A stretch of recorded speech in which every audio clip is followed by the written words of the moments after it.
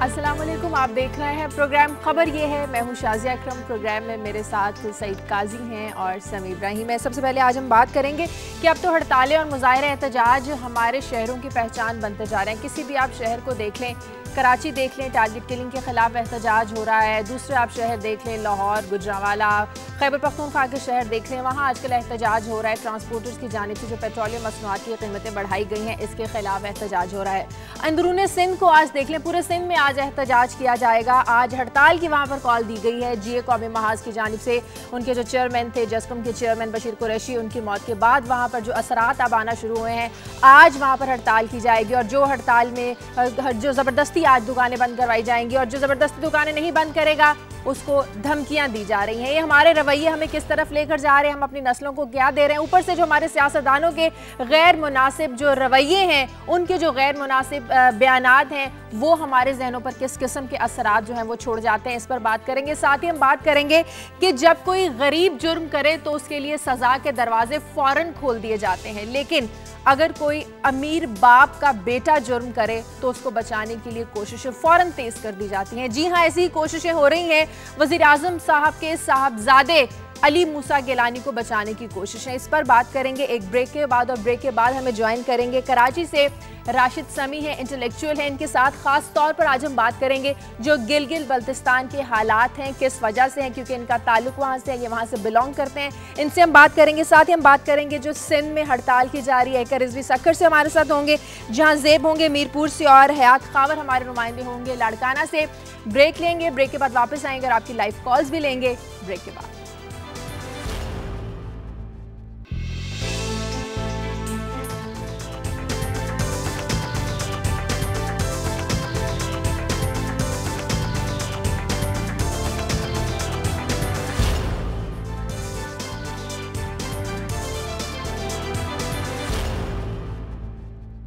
Break के बाद खुशामदीद। मुख्तलिफ शहरों में हड़तालें, एहतजाज और मुजाहिरों की सूरत हाल और अब इनकी क्या असरात हैं, इस पर बात करने से पहले समी साहब और काजी साहब से आज की पहले खबरें ले लें। जी समी साहब। वैसे तो शाजिया पूरी दुनिया में हर वक्त हैपनिंग्स होती रहती है, लेकिन आज जो एक खबर जिस पर तफसील से बात करेंगे वो लाहौर में एक 18 साल नौजवान का कत्ल है, वो भी पुलिस के हाथों।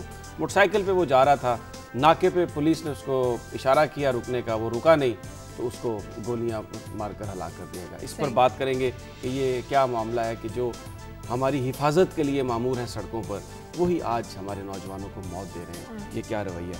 इसके अलावा एक गुजरात में तशद्दुद हुए थे भारतीय रियासत में, और 2002 में तकरीबन 2000 मुसलमान मारे गए थे।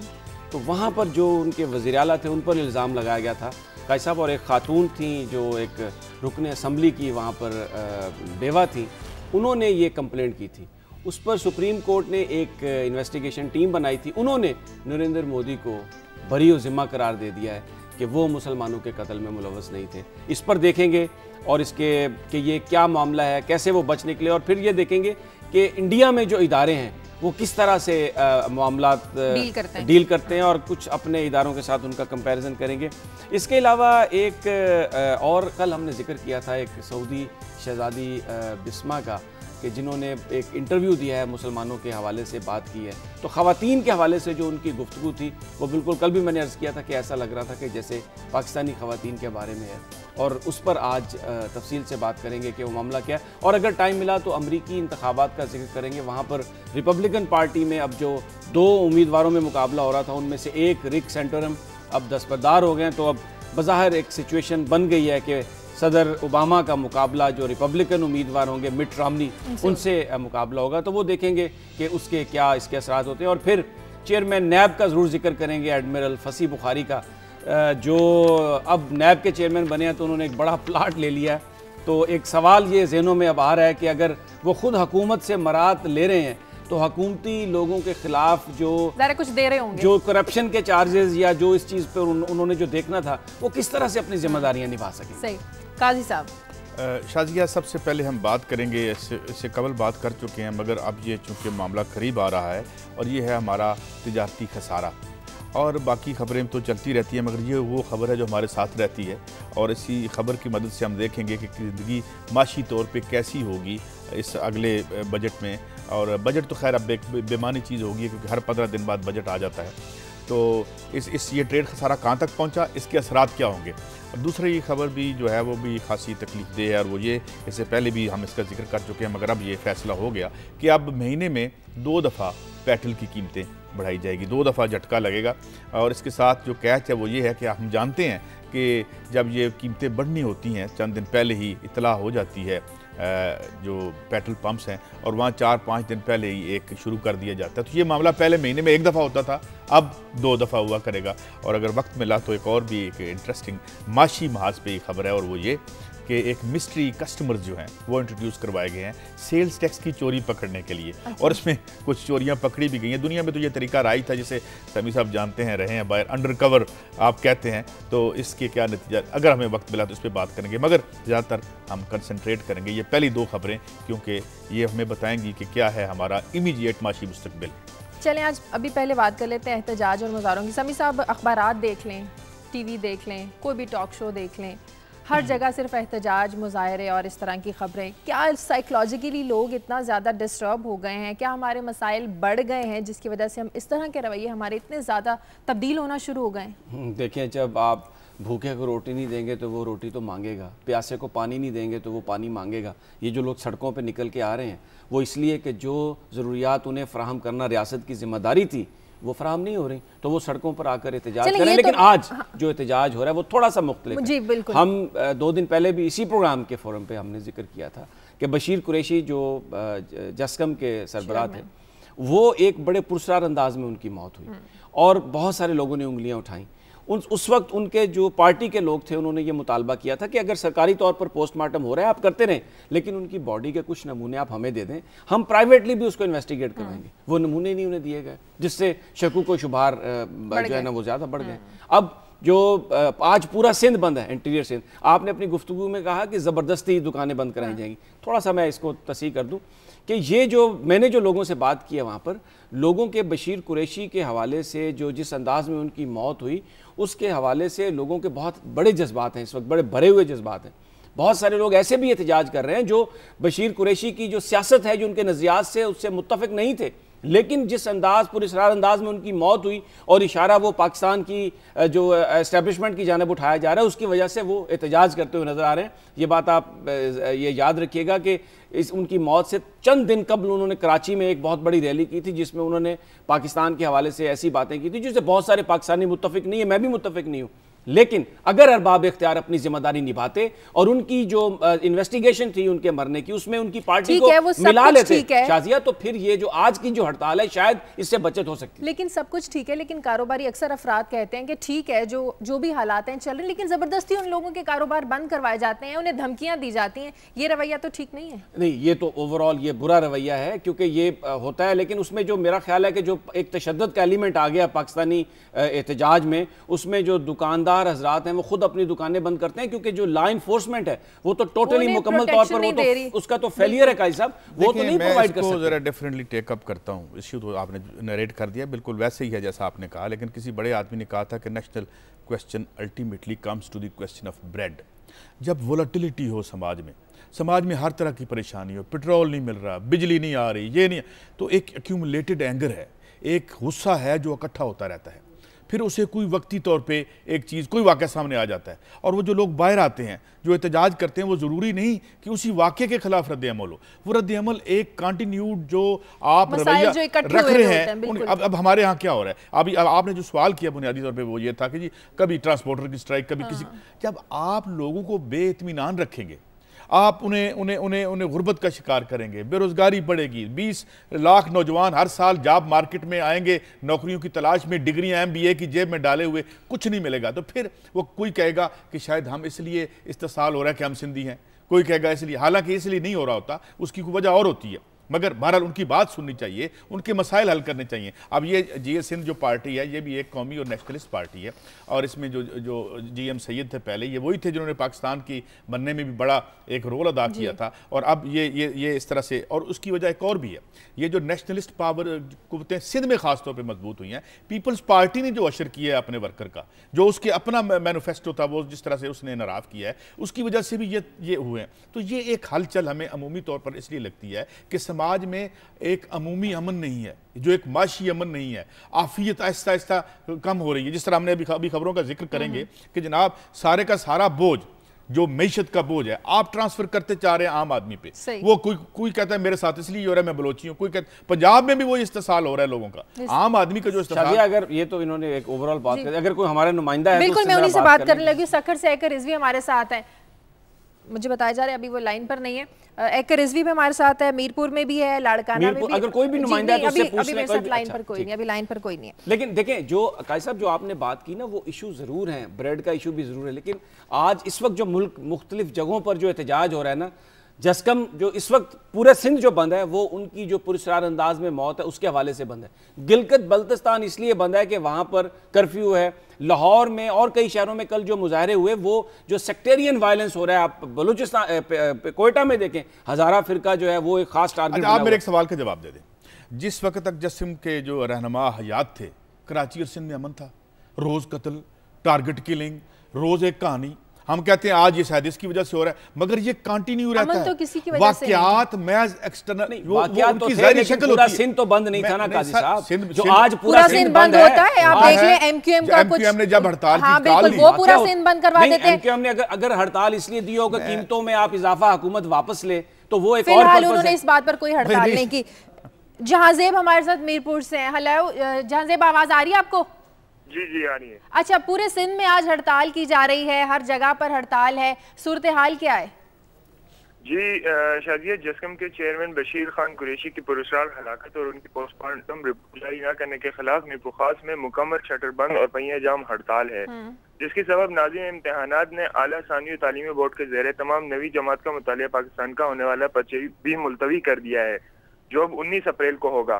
शाजिया, इसके साथ साथ मैं आपको बताते चलूं कि मीरपुर खास के बड़े तिजारती मराकज खिसकपुरा, सराफा बाजार, बल्दिया शॉपिंग कम्प्लेक्स, MA जिन्ना रोड तकरीबन 10 बजे तक खुल जाते हैं।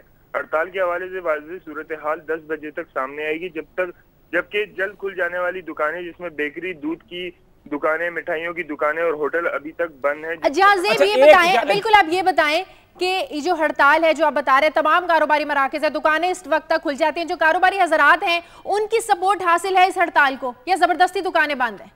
जी शाजिया, गुज़िश्ता शब जस्कम के मकामी कारकुनान टोलियों की शक्ल में मोटरसाइकिलों पर शहर भर में गश्त करते रहे और दुकानदारों को कारोबार बंद करने की तंबीह भी करते रहे। अच्छा। और मुख्तलिफ इलाकों में हवाई फायरिंग भी करते रहे, जिसके सबब दुकानदारों में खौफ और हिरास है और जिसकी वजह से दुकानें जो हैं फिलहाल अभी तक जो हैं वो बंद हैं।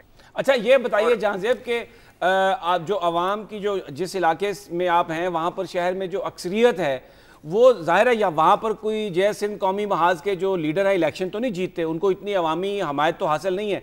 दुकानें या ये कारोबार जो सारे बंद हैं, क्या ये सिर्फ खौफ की वजह से बंद हैं, या जो पुरस्कार अंदाज में उनकी मौत हुई, या लोग वाकई ये चाहते हैं कि इस बात की इन्वेस्टिगेशन हो कि वो उनकी मौत क्यों हुई?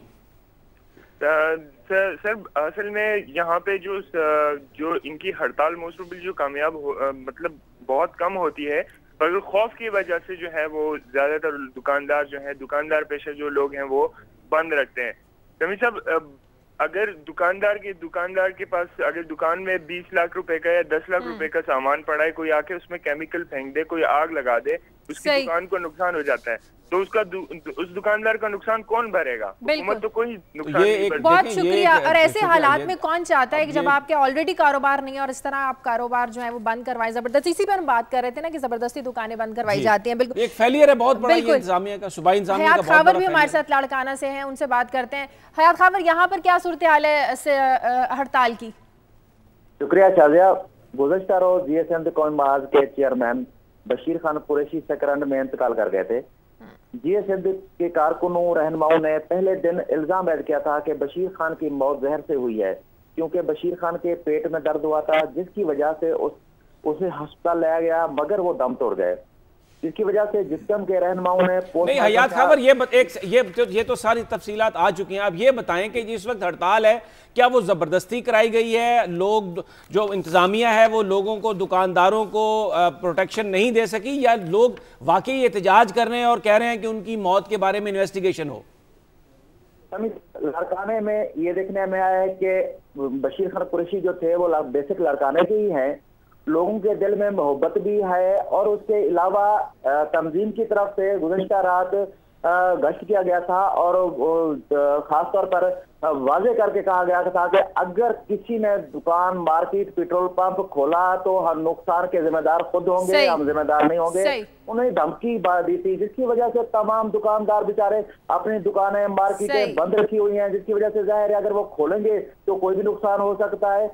हर आदमी को अपना कारोबार प्यारा होता है, कोई नहीं चाहता कि मेरा नुकसान हो, मगर हालात की वजह से ये सूरत हाल वाज़ेह हो रही है कि जबरदस्ती दुकानें बंद। सही, बहुत शुक्रिया। इसका मतलब है कि जबरदस्ती सब कुछ करवाया जा रहा है। सूरत हाल सामने आई है जब नुमाइंदों से बात हुई है कि काजी साहब वहां पर जो सूबाई इंतजामिया है ये उसका मुकम्मल फेलियर है कि आप अगर आप दुकानदारों को, लोगों को उनकी प्रोटेक्शन नहीं दे सकते तो ये जो कारोबार बंद है एक और नुकसान कौन सा? एक कॉलर ले लूं फिर इस पर बात करते हैं। सियालकोट से हमारे साथ हैं आसिम। हेलो अस्सलाम वालेकुम मैम। जी वालेकुम सलाम। जी आसिम, एक्चुअली ऐसा है कि मैं ये बात करना चाह रहा हूँ, ये जो लोग हड़ताल करते हैं जी, तो इनका सारा प्रेशर तो पंजाब पे आ रहा है डायरेक्टली।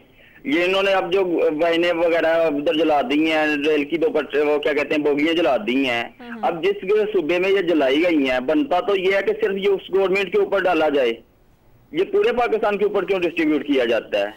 अब होता ये है कि नुकसान हमेशा सिंध में होता है, लेकिन उसका खामियाजा जो है ना पंजाब को भुगतना पड़ता है। बहुत शुक्रिया, बहुत शुक्रिया। मैं जो बात कर रहा था वो ये है कि एक और भी डेवलपमेंट हुई है, और वो डेवलपमेंट ये हुई है कि एक ज़माना था कि पार्टियां, पॉलिटिकल पार्टियां बनाई तो इसलिए गई थी कि वो एक एक्सप्रेशन दें, अवाम की तर्जुमानी करें, उनके हवाले से मुतालबात लेके आएँ।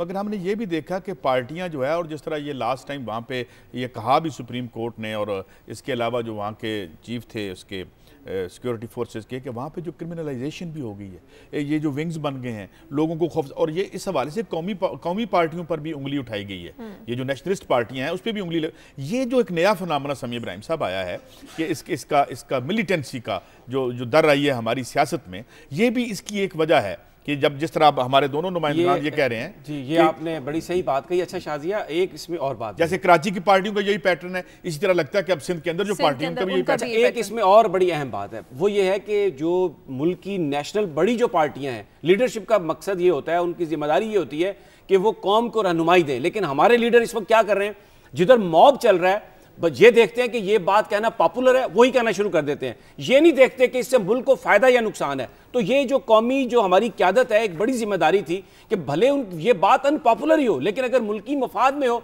तो उनका काम था कि वो आवाम को बताते कि ये बात ऐसे है और जबरदस्ती उसको एग्जीक्यूट करते। लेकिन ऐसा नहीं हो रहा, मॉब के पीछे सियासतदानों ने चलना शुरू कर दिया सिर्फ अपनी सियासत को चमकाने के लिए। तो ये आज अब देखें, अगर इस वक्त एक जो ये बात है कि लोगों की जबरदस्ती दुकानें बंद करा ली गई, सब कुछ, अगर पीपल्स पार्टी की गवर्नमेंट है वो अलाइज के साथ सामने आती है और कहती कि नहीं, ये जो लोगों को हम पूरा वो हम एतमाद उनका बहाल करते हैं और वो कारोबार खोलें, तो मेरा ख्याल कि ये ऐसे। अच्छा एक सेकंड में, एक जो कॉलर ने जो बात की थी ना, उन्होंने एक बड़ी जबरदस्त बात की थी कि आपने 18th अमेंडमेंट में ये तो तय कर लिया कि जो सारे रिसोर्सेज हैं सूबे के, जिसमें से हैं, पहले वो उससे बेनिफिट लेगा और बाद में दूसरों को दिए जाएंगे। तो ये बात सही है कि अगर सिंध के अंदर नुकसान हुआ है तो पाकिस्तान रेलवे अगर एक फेडरल इदारा है, लेकिन सूबाई हुकूमत जो है वो उस नुकसान को पूरा करे। उनकी बिल्कुल ये सही बात। एक कॉलर और है हमारे साथ कनाडा से, अमान। हेलो हेलो, अस्सलाम वालेकुम। वालेकुम सलाम जी। मेरा सवाल तो इस हड़ताल के बारे में नहीं है, मेरा ये हड़ताल तो ये वाकई सीरियस बात है। मेरा सवाल, जो अमेरिकन एम्बेसी बन रही है इधर किलोमीटर्स के हिसाब से, न आपके टॉक शो में इसकी कोई बात होती है, न कोई लीडर इसके बारे में कुछ कह रहा है। पता नहीं ये कहाँ ये लोग गए, ये क्या हो रहा है हमारे मुल्क में। अच्छा, बहुत शुक्रिया। इसका जवाब हम ब्रेक के बाद देते हैं। अमान, बहुत शुक्रिया, आपका इसका जवाब देंगे ब्रेक के बाद। ब्रेक के बाद आपकी मजीद लाइव कॉल्स लेंगे। Take a break.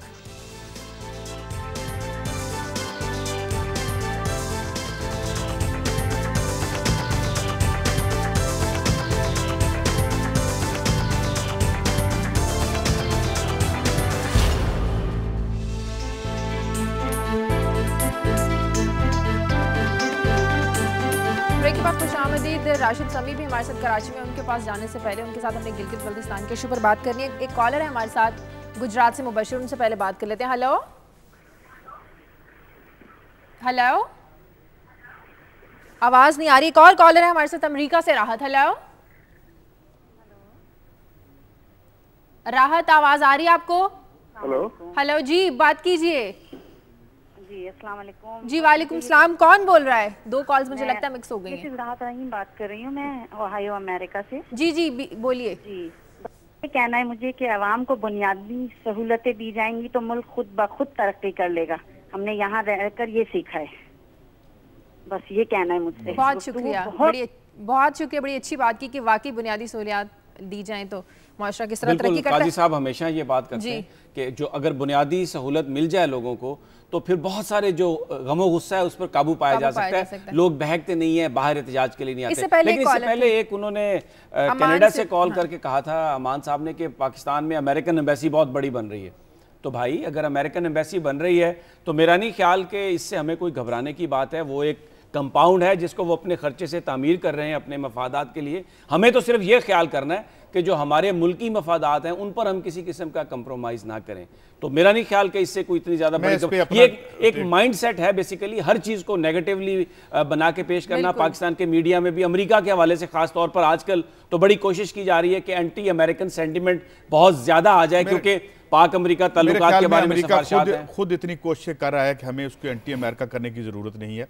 और ये मैं कंसर्न समझता हूँ बजा है। हमें अपनी मैशत को बाजियाब करवाना है। इवन यहाँ इनकी जो कौंसलेट है वहाँ इतनी प्रेजेंस है कि अलार्मिंग हो गई है। इससे पहले जो वाक़यात रेमंड डेविस का हुआ, इसके अलावा वो कौन होते हैं हमें ये बताने के लिए कि तुम बजट ऐसे बनाओ? वो कौन होते हैं कि हमें कहें कि तुम अपना वज़ीर ख़जाना ये लगाओ जो कि या तो यक वक्त सिटी बैंक का जो है वो मुलाजिम हो और इधर हो। मेरे ख्याल में हमें ये सोचना चाहिए और ये हमारे हुक्मरान नहीं सोचते। और यही वजह है कि ऐसे हुक्मरानों को वो मुसलत करते हैं हमारे ऊपर कि हम अपने मफाद में फैसले ना कर सकें। अच्छा, इससे पहले हम कशीदगी की बात कर रहे थे कि मुख्तलिफ शहरों में कशीदगी किस हद तक बढ़ चुकी है। ऐसी ही सूरत हाल आजकल कुछ गिलगित बल्तिस्तान और स्कर्दू में भी है। गिलगित बल्तिस्तान एक ऐसा पुरअमन और खूबसूरत इलाका जहाँ पर एक अरसा पहले तक बहुत ज़्यादा अमन कायम था, लेकिन आप पिछले 1-2 हफ्तों से देखिए कि वहाँ पर हालात किस कदर कशीदा हो चुके हैं। राशिद समी हमारे साथ इस वक्त कराची से हमारे साथ वीडियो लिंक पर मौजूद है, उनसे बात करते हैं। राशिद समी साहब, बहुत शुक्रिया आपका। एक बड़ी गहरी नज़र है आपकी उस इलाके पर, आपका क्योंकि ताल्लुक वहाँ से है, आप वहाँ रहते हैं, आपको ज़्यादा पता है वहाँ के हालात का। बड़ा पुरअमन, बड़ा ही अच्छा खूबसूरत इलाका था, बहुत अरसे तक वहाँ पर एक अमन कायम था। क्या इंटेंशंस के साथ वहाँ के हालात ख़राब करने की कोशिश की जा रही है? क्या वाकई वहाँ पर फ़िरका वाराना कशीदगी है? कौन से अनासिर है जो यहाँ पर इस तरह की कशीदगी को हवा दे रहे हैं? जी अस्सलाम वालेकुम शादिया और काजी साहब और समी। सबसे पहले तो मैं आपको शुक्रिया अदा करूँगा कि आपने उस टॉपिक मुझे बात करने की इजाज़त दी, इनवाइट किया। अच्छा, और मैं आपसे गुजारिश करूँगा कि बेसिकली गिलगित बल्तिस्तान के इशू पे, गिलगित बल्तिस्तान की न्यूज़ पे, जो वहाँ पर चलास में 250 अफराद को शहीद किया गया, जो उससे पहले 18 लोग कोहिस्तान में शहीद किए गए, इन तमाम इशू पे माफ़ कीजिएगा मगर आपके अलावा आई अप्रीशिएट एक मीडिया ने मुकम्मल खामोशी इख्तियार की हुई है। एक फ़िरका वाराना जो एक कशीदगी है, एक जो है किसी वजह से कराची से लेकर गिलगित तक, बल्तिस्तान तक जो अहले तशी को टारगेट बनाया जा रहा है, उस पर एक खामोशी इख्तियार की गई है मीडिया की तरफ से, जो कि जिसको पता नहीं वो ऐसा क्यों है। मैं सबसे पहले आपको ये बताता चलूँ कि गिलगित बल्तिस्तान ने 1948 में ख़ुद आज़ादी हासिल की। एक छोटा सा आपको तज़किया पेश कर दूँ उसका। 1948 के बाद हमने ख़ुद पाकिस्तान से इल्हाक़ किया, वो अपना क्वेश्चनेबल, लेकिन उसके जवाब में जो हमारे लीडरान थे वहाँ पर उनको गिरफ़्तार किया गया, उनको जेल में डाला गया, FCR लगा दिया गया, हम पर FCR मुसल्लत कर दिया गया आज। और हमें 1951 में हमारी बिल्कुल कंसेंसस के बगैर, हमारे कंसेंट के बगैर हमको कराची एग्रीमेंट के तहत कश्मीर इशू से नथी कर दिया गया। कश्मीर इशू से हमारा कोई ताल्लुक भी नहीं था। गिलगित एजेंसी हमारी अपनी एक शनाख्त थी। ये सिलसिला जो है ये चलता रहा और आज तक कायम है। आज तक FCR तो 1974 में अच्छा नहीं, ये तो आप ये तो राशिद साहब आप सही बात कर रहे हैं। हम बेसिकली पर्टिकुलरली आज जिस चीज़ पे फोकस हैं वो है कि ये जो सेक्टेरियन टारगेट किलिंग है, जो बेसिकली ये जो लोग अमन तबाह करना चाह रहे हैं, ये बताइए कि वहाँ पर जो इस वक्त वाक़या हो रहा है उसमें कौन से इंटरेस्ट ग्रुप हैं जो अमन तबाह कर दिया उन्होंने उस खत्ते का? नहीं, मैं आपको बताऊं कि ये सब नथी एक साथ से जुड़ा हुआ है समी साहब। बात ये है कि 1971 में जब हमने तहरीक जो थी वो स्टार्ट की पाकिस्तान से इल्हाक की, मलका बल्तिस्तानी साहिबा उन्होंने ये तहरीक स्टार्ट की, उसको आज तक कायम है। उसके बाद 1996 में जब पाकिस्तान ने रिफ्यूज़ कर दिया, हमें कॉन्स्टिट्यूशनल राइट्स नहीं है, हम किसी असेंबली का हिस्सा नहीं है, तो जब आपकी सियासी सूरत हाल वहाँ पे नहीं होगी, एक सियासी लेकिन अब तो वहाँ पर आपकी अपनी असेंबली बन गई है ना, गिलगित बल्तिस्तान असेंबली भी है, वज़ीर आला भी है वहाँ पर। समी साहब प्लीज, वहां पर आप किसी भी बच्चे से पूछेंगे पाकिस्तान के कितने सूबे हैं, वो कहेगा 4। पाकिस्तान के वजीर आला हमें 5 बताए जाते हैं, गवर्नर 5। कॉन्स्टिट्यूशन पाकिस्तान में हम है नहीं, पाकिस्तान का प्रोविंस हम बनाए नहीं गए। हमें एक टेलीफोन कॉल कर दिया नवाज शरीफ को और उनको बता दिया गया कि जी प्रेसिडेंट साहब ये ऑर्डिनेंस कायम कर रहे हैं, हमें बेवकूफ़ बना के आई वॉश करके हमें वो दे दिया गया। पाकिस्तान का कोई 5वां सूबा है नहीं, वो बराए नाम एक, आप यकीन करें, यूनियन काउंसिल से भी कम की उसकी पावर है। दूसरी बात मैं आपको बता चलूं, अगर इस तरफ मैं आऊं, पाकिस्तान के लिए हमारी बहुत कुर्बानियां हैं। NLI ने 1948, 1951 हमारे लोगों ने, 1965, 1975, 71, उसके बाद करगिल वॉर, सियाचिन, और अब वजीरिस्तान में NLI के जवान जो हैं वो अपनी जानें दे रहे हैं पाकिस्तान के लिए, जिसके लिए हम फ़ख्र महसूस करते हैं। आप करगिल वॉर देख लीजिए, करगिल वॉर में हमारी बटालियन NLI 8-9 खत्म हो गई, और उसको जब वो आगे जाके लड़े, ये आप सही, बिल्कुल इसमें कोई शक नहीं कि जो गिलगित बल्तिस्तान के अवाम है उनका पाकिस्तान के साथ एक बड़ा ज़बरदस्त रिश्ता है और वो बहुत ज़्यादा उनकी मोहब्बत है। मैं थोड़ा सा फोकस करना चाह रहा हूँ कि ये जो इस वक्त वहाँ पर अमन अमान का मसला है, ये कौन से इंटरेस्ट ग्रुप हैं जिन्होंने वहाँ पर ये तबाही सारी फैलाई है? सर मैं आपको बता रहा हूँ कि अब बात दरअसल ये है कि वहाँ पर हमने, जब मलका बल्तिस्तानी ने ये 1996 में यूनाइटेड नेशंस ले गई हैं, उसके बाद उन्होंने वहाँ पर स्टेट सब्जेक्ट रूल का मुतालबा किया था।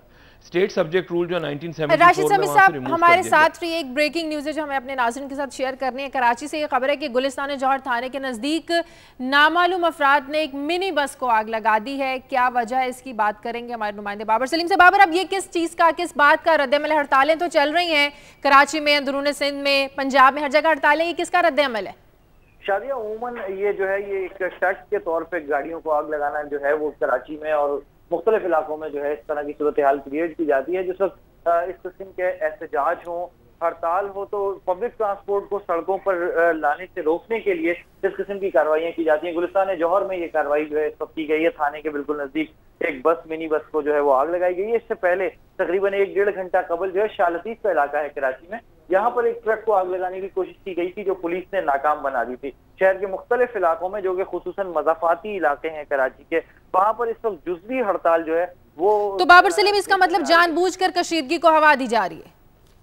शादी ये बात आपकी गलत नहीं है, बिल्कुल इसी तरह है। कराची में जब इस किस्म के वाकयात होते हैं तो ये बहुत ज्यादा वाज़े होता है कि ये तमाम सूरत हाल जानबूझकर किसी ना किसी की जानिब से क्रिएट की जाती है। अब ये कानून नाफिज करने वाले इदारों का काम है कि वो जांचें और जाने के कौन लोग हैं इस किस्म के वाकयात में जो मुलव्विस होते हैं। जी बहुत शुक्रिया बाबर सलीम आपका। इससे पहले हम बात कर रहे थे राशिद समी साहब से। जी राशिद समी साहब, हमारा फोकस इसी बात पर है कि जो गिलगित बल्तिस्तान के हालात हैं वो किन अनासिर की जानिब से ख़राब करने की कोशिश की जा रही है? जी सबसे पहले मैं आपको बता दूं कि आई am so sorry but media का जो ब्लैकआउट है वहाँ पर इट इज़, अब आप ये देखिए कि एक आप ब्रेकिंग न्यूज़ जो है वो मिनी बस के जलने पर आप उसको इतनी इंपॉर्टेंस देते हैं। वहाँ पे 250 आदमी लापता हैं, उनकी लाशें लापता हैं, लेकिन मीडिया ने उस पर कोई बात नहीं की। पाकिस्तान की media, I am so sorry, I will come back to your point, but the thing is कि जब बच्चा रिक्शे में पैदा हो जाता है तो उस पर ब्रेकिंग न्यूज़ आती है और अखबारों में दी जाता है, वहाँ पर लोग मर रहे हैं, वहाँ पर कोई वो नहीं है। मैं आपको बताऊँ सबसे बड़ी वजह जो है वहाँ पे सेक्टेरियन उसकी जो वहाँ पे पनपी, वो एहसास महरूमी है। एहसास महरूमी इस तरह है कि चीफ जस्टिस ऑफ पाकिस्तान जो है वो ख्वाजा सराओं पर जो है वो एक्शन ले लेते हैं, वो सो मोटो ले लेते हैं, उनके उस पर ले लेते हैं, लेकिन उन्होंने 18 आदमी शहीद हो गए कोहिस्तान में, उन्होंने कुछ नहीं किया। इतने 2250 आदमियों को चलास में शहीद कर दिया गया शनाख्ती कार्ड दिखा कर, और उनको सिर्फ फ़िरका वरानियत पे शिया होने पर वो कर दिया गया।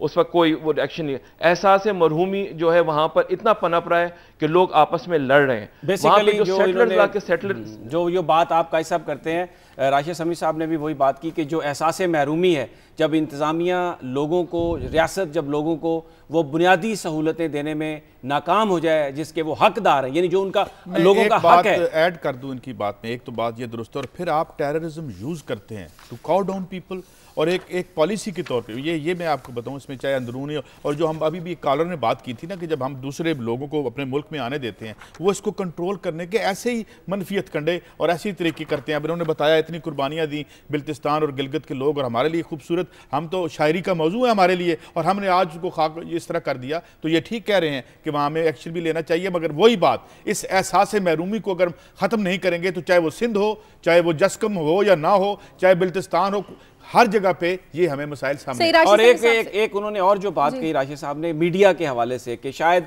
उनका जो एतराज़ है या जो उन्होंने अपना दुख बयान किया, मीडिया ने बड़ा रोल अदा किया, बड़े इश्यूज हाईलाइट किए हैं, लेकिन शायद वो इस तरीके से उसको कवर नहीं कर सका। पहलू भी तो मीडिया पे ही आ रहा है, ये भी मीडिया पे ही आ रहा है। आज वो मीडिया पर ही आए और उन्होंने ये बात बयान की, तो मेरा ख्याल है कि राशिद समी साहब, आखिरी सवाल है, फिरका वाराना कशीदगी है, ये सब कुछ फैलाया जा रहा है, तो अगर उलमा कराम सब मिलकर बैठे तो हालात यकीनन वहाँ पर ठीक हो सकते हैं।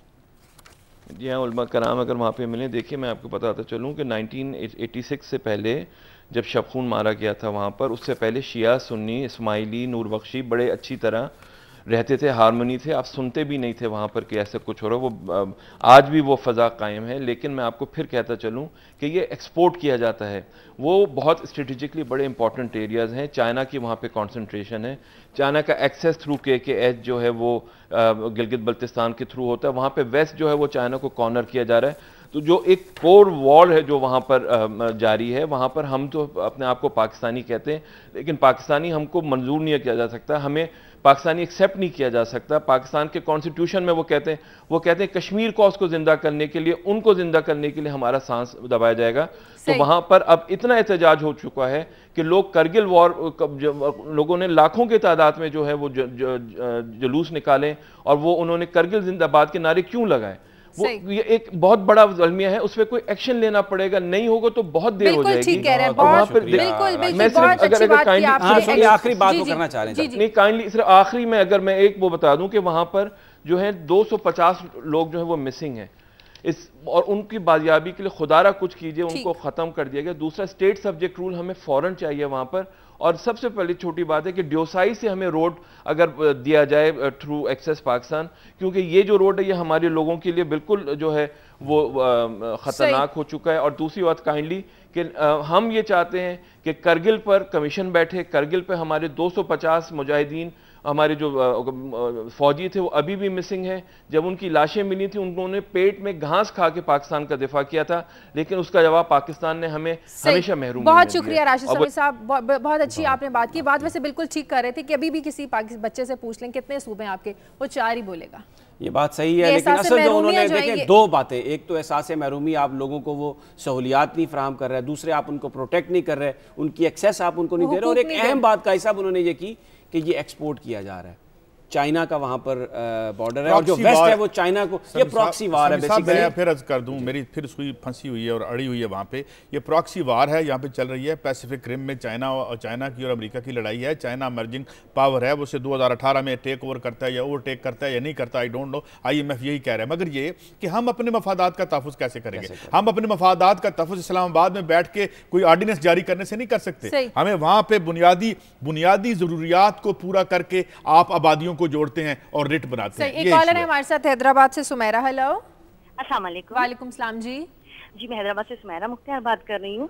जिस तरह आप ये हड़ताल की बात कर रहे हैं, कारोबार वगैरह बंद होता है, वो तो माशी नुकसान जो हमें हो रहा है वो हम बर्दाश्त कर रहे हैं, लेकिन तालीमी इदारे बंद करके, पेपर्स कैंसिल करवा के आप हमारे मुस्तकबिल को कहाँ सेव कर रहे हैं? और आपकी मीडिया जो है पूरे सिंध में देखी जा रही है। आप इस वक्त अंदरूनी सिंध का लफ्ज यूज करके ये तासुर फैला रहे हैं कि हम लोग जबरदस्ती की हड़तालें करवा रहे हैं। कराची में जो कुछ होता है वो आप कहते हैं पूरे सिंध में ये हो रहा है, वो हो रहा है। आपकी व्यूज बहुत गलत रिस्पॉन्स भी आप लोगों के चैनल को दे सकते हैं। तो ये जो थोड़ी सी मीडिया को अपनी रिस्पॉन्सिबिलिटी, जिम्मेदारी का एहसास होना चाहिए कि वो किस वर्ड्स को कैसे यूज कर रहे हैं। बहुत शुक्रिया सुमेरा आपका। बड़ी अच्छी बात की इन्होंने। हम आपका नुक्ता नज़र हमने बिल्कुल काटे बगैर हमने पेश कर दिया। हम भी यहाँ बैठ के चीज़ को समझने की कोशिश करते हैं, हमारी आंखें हमारे नुमाइंदे होते हैं। हम ये नहीं कहते कि हम हमेशा कोई जो है वो सही, लेकिन हम कोई उसको डिवाइड नहीं करते जब ये कहते हैं कि अंदरून सिंध है या कराची है, मुल्क ये नाम है, जिस तरह समी इब्राहिम साहब हैं या मैं, इस तरह के हम तो और हमने नहीं कहा ज़बरदस्ती हड़तालें बंद करवाई जा रही है। हमारे जो नुमाइंदे हैं, जो सारा देखते हैं, समझते हैं, किसी से बात करते हैं, शाजिया वो कॉलर की ये नहीं देखे, कॉलर की ये बात सही थी और मैं उनकी ये बात को समझता हूँ कि ये तासुर हम नहीं दे रहे कि ये जो हड़ताल की गई है सिंध के शहरों में जस्कम की अपील पर, ये कोई ज़बरदस्ती की हड़ताल है। लोगों के जज्बात हैं, लोगों को दुख हुआ है बशीर कुरैशी की मौत का और पुरस्रार अंदाज में मामलात ये चल रहे हैं। और अगर कोई ज़बरदस्ती अपने कारोबार बंद भी नहीं करना चाहता, अगर रियासत अपना फरीजा सर अंजाम देती और इस पूरे तहकीकाती अमल में उनकी पार्टी को शामिल किया जाता तो जस्कम को ये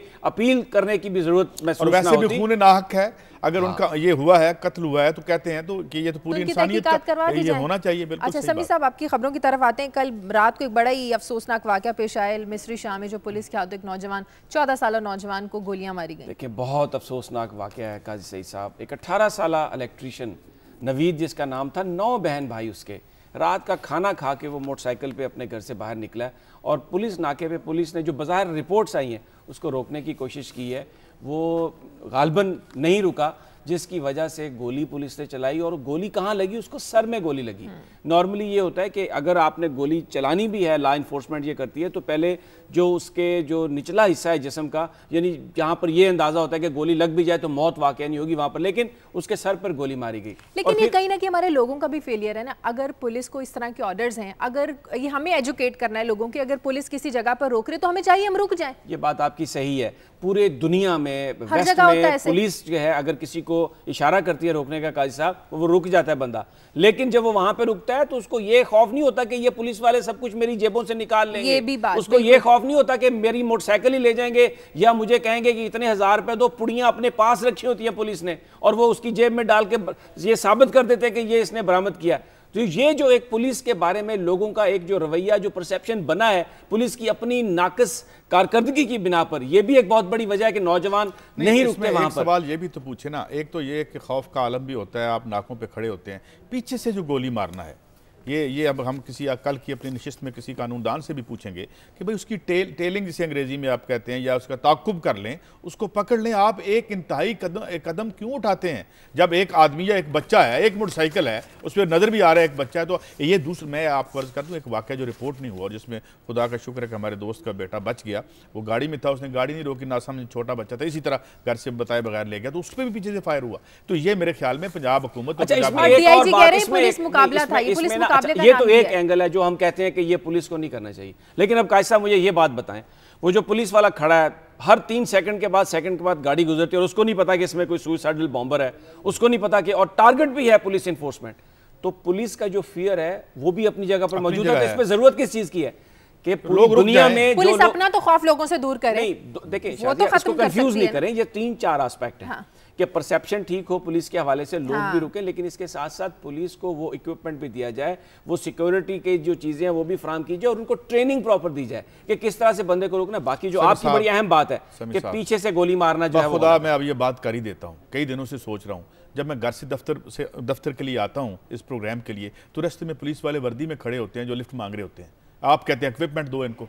मामला ये है कि जब आप अपने पैसे इस तरह लल्ले तलल्लो में उड़ाएंगे, जब आप अपनी रियासत की जो इदारे हैं उनको मजबूत नहीं करेंगे, आवाम को एम्पावर करने की कोशिश नहीं करेंगे, आप खुद देखें सुबह सुबह आते हैं, वो खड़े होते हैं और लोगों को कह रहे हैं। तो जब मैं यही बात करता हूं कि कराची में या बड़े शहरों में आपने पुलिस को एम्पावर नहीं किया, तो आप कहते हैं नहीं जी ये तो वजह ही नहीं है, पुलिस के अंदर करप्ट लोग हैं, सियासी भर्ती है। उस वक्त आप फौरी तौर पर दूसरा आर्गुमेंट इख्तियार कर लेते हैं। ये बात नहीं कर रहा कोई, आप मल्टी डायमेंशनल इश्यूज होते हैं।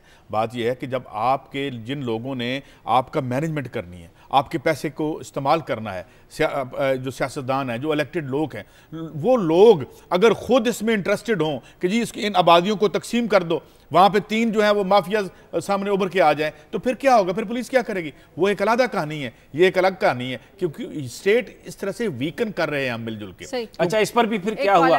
अब कॉलर से पहले जो रिएक्शन हुआ, वज़ीर आला साहब के दफ्तर से एक हदायतनामा आया, 24 घंटे के अंदर रिपोर्ट आ जाएगी।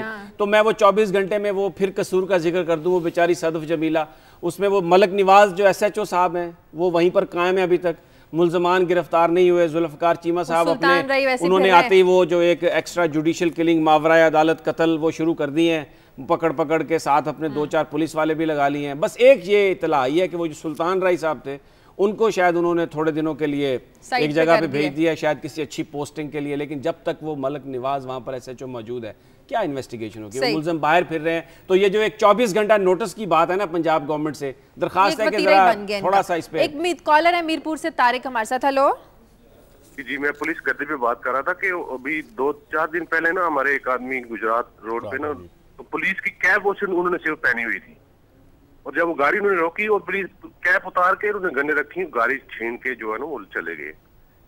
तो यहाँ पे पुलिस गर्दी अब डर की वजह से कोई रुक जाता है या पुलिस वाले को देख कर रुकता भी है तो वो फिर भी मारा जाता है, नहीं रुकता तो भी मारा जाता है। बहुत शुक्रिया, बहुत शुक्रिया। ये फियर है, ये खौफ है, ये एक परसेप्शन है पुलिस के बारे में। हमें उनकी जो परेशानियां हैं उसका एहसास है पुलिस का, लेकिन खुदा के लिए ये जो एक परसेप्शन है इसको ठीक करने के लिए तो हाजी हबीबुर रहमान साहब को काम करें। अगरचे वो खुद भी बड़े मशहूर हैं हर किस्म के कामों के हवाले से, लेकिन अब पता नहीं इसमें बेहतरी का सब होगी कैसे। मुख्तसरन मैं जिक्र कर दूं, ये हमारा जो ट्रेड डेफिसिट है, हमने इसकी बात की, तजारती खसारा। आमतौर पर यूं लगता है कि जब आप भी पंजाब पुलिस या पाकिस्तान की पुलिस के बारे में बात करना मुनासिब यहीं से बात निकलेगी पंजाब पुलिस की भी। हम आमतौर पर मैशियत की बात करते हैं तो कुछ ऐसी इस्तिलाहें इस्तेमाल करते हैं जैसे ये किसी और दुनिया की बात हो, हालांकि ये सबसे ज़्यादा अहम और आम आदमी की बात होती है। तजारती खसारा हमारा बहुत चला गया ऊपर, 9 महीनों में $16 बिलियन से ऊपर चला गया, जबकि टारगेट इसका $14 बिलियन था। 3 महीने इसके रहते हैं। अब हो ये रहा है और इस मैशियत के साथ जो खिलवाड़ हो रहा है वो ये कि अगर इस तरह से हम अंदाज़ा लगाएं अगले 3 महीनों में $3-3.5 बिलियन और इसमें बढ़ जाता है तो समी इब्राहिम साहब, प्रोडक्शन तो हो नहीं रही, बिजली है नहीं कि आपकी इंडस्ट्री काम करे, आपकी एक्सपोर्ट्स में कमी हो रही है, इंपोर्ट्स में इजाफा हुआ है, तकरीबन $33.285 बिलियन की आपकी इंपोर्ट्स और 17 बिलियन की आपने एक्सपोर्ट की। तो इन मामलों में फिर क्या होता है? फिर ये होता है कि कोई और तरीका नहीं होता, अच्छा जी बिजली की कीमत बढ़ा दे, वहां से पैसे निकाल लें। तस्हीह बिल आपका भी आया होगा, मेरा भी, और आवाम सुन भी रहे होंगे कि तस्हीह बिल के नाम पे अगर 1000 रुपए की बिजली इस्तेमाल की है तो 2000 या 2500 उसमें हुआ। तो ये जो इशू है साथ आपने वो जो 2 बार, और फिर इसमें साथ में इसके साथ जोड़ के बता दूं, टाइम कम है, कि जो हमने पहले बताया था कि अब 2 दफा पेट्रोल की कीमतें बढ़ेंगी, ECC की बजाय नीचे एक कमेटी होगी, चले हम उस डिटेल्स में नहीं जाते, मगर इसमें होगा क्या? होगा ये कि 2 दफा झटका लगेगा आपको, और इस 2 दफा झटके के साथ एक और कहानी है कि बड़ी आहिस्तगी से 3-4 दिन पहले ये खबर लीक हो जाती है टू दी जो थोकिए हैं या जो पेट्रोल बेचते हैं, और वो क्या करते हैं, आप और मैं पेट्रोल कहते हैं सिर्फ 500 रुपए के देंगे, सिर्फ 200 रुपए के देंगे, एक जाली वो पैदा करके जो ऑलरेडी स्टॉक उन्होंने खरीद रखा होता है उस पर फिर वो नई कीमत का प्रॉफिट लेते हैं। तो ये जब आप ऐसी हुकूमत करें ना समी साहब, तो फिर जमहूर का जो है, मुझे कॉलर भी लेने हैं, नहीं मैं कॉल से पहले देखें, एक जो कल हमने एक सऊदी शहजादी के इंटरव्यू का जिक्र किया था पाकिस्तानी ख़वातीन के हवाले से और मज़हब के हवाले से, बहुत उन्होंने इंपॉर्टेंट बात की थी।